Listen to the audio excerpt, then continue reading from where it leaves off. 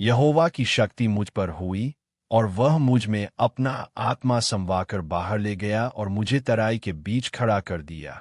वह तराई हांडियों से भरी हुई थी। तब उसने मुझे उनके चारों ओर घुमाया और तराई की तह पर बहुत ही हड्डियां थीं और वे बहुत सूखी थीं। तब उसने मुझसे पूछा, हे मनुष्य के संतान, क्या ये हांडियां जी सकती है? मैंने कहा, हे परमेश्वर यहोवा, तू ही जानता है। तब उसने मुझसे कहा, इन हांडियों से भविष्यवाणी करके कह, हे सूखी हड्डियों, यहोवा का वचन सुनो। परमेश्वर यहोवा तुम हड्डियों से यूं कहता है, देखो, मैं आप तुम में सांस समवाऊंगा और तुम जी उठोगी, और मैं तुम्हारी नसें उपजा कर मांस चढ़ाऊंगा और तुमको चमड़े से ढांपूंगा, और तुम में सांस समवाऊंगा और तुम जी जाओगी, और तुम जान लोगी कि मैं यहोवा हूँ।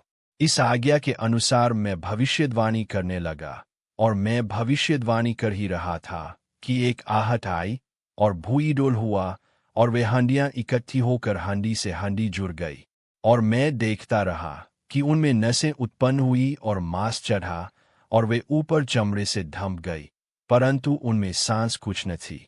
तब उसने मुझसे कहा, हे मनुष्य के संतान, सांस से भविष्यवाणी कर, और सांस से भविष्यवाणी करके कह, हे सांस, परमेश्वर यहोवा यूं कहता है कि चारों दिशाओं से आकर इन घात किए हुओं में समाजा किए जी उठें।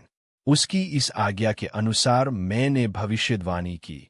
तब सांस उनमें आ गई, और वे जीकर अपने अपने पांवों के बल खड़े हो गए, और एक बहुत बड़ी सेना हो गई। फिर उसने मुझसे कहा, हे मनुष्य के संतान, ये हांडियां इस्राएल के सारे घराने की उपमाएं हैं। वे कहते, हमारी हांडियां सूख गई और हमारी आशा जाती रही, हम पूरी रीति से कट चुके हैं।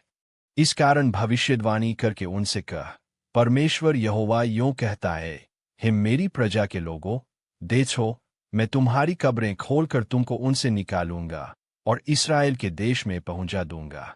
सो जब मैं तुम्हारी कब्रें खोलूं और तुमको उनसे निकालूं, तब हे मेरी प्रजा के लोगों, तुम जान लोगे कि मैं यहोवा हूं, और मैं तुम में अपना